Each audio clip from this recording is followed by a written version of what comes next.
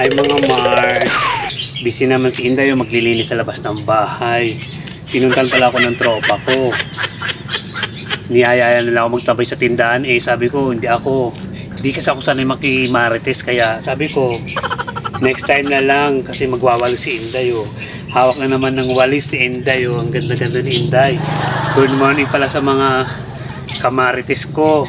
Hindi muna ako magmamarites kasi bagong taon na. Yan ang New Year solution ko. Kaya magwawalis muna si Inday.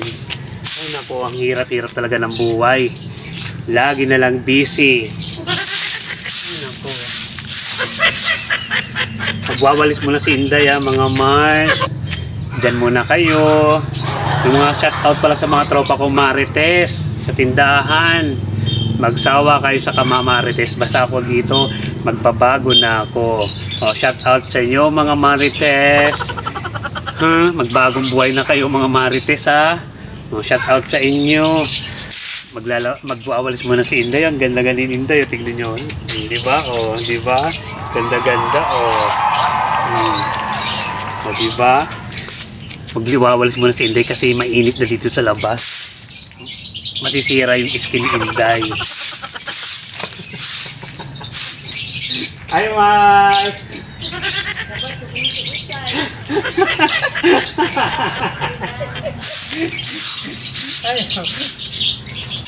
Ay, naku. Nakita ko ng kapitbahay ko. Tuwang-tuwa siya. Ay, naku.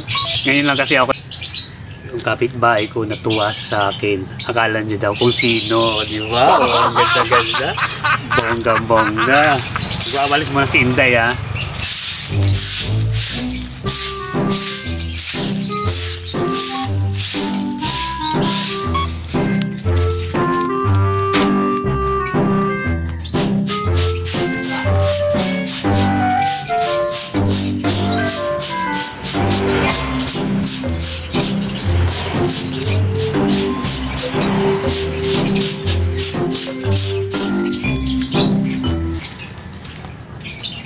Naiya tuloy siya ako doon sa kapitbahay ko, nakita ko. Ay naku mga Mars.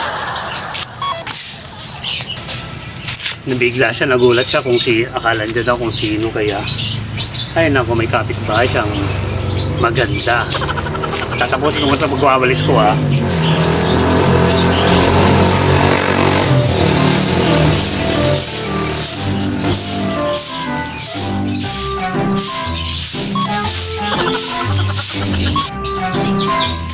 Ang hirap talaga pag walang kasama sa bahay. Ginagawa mo ang lahat ay nakatingin yung mga Mars. Diba? Diba? Diba? Ang ganda-ganda Diba? Ay nako. So yun guys, magpapaalam si Inday.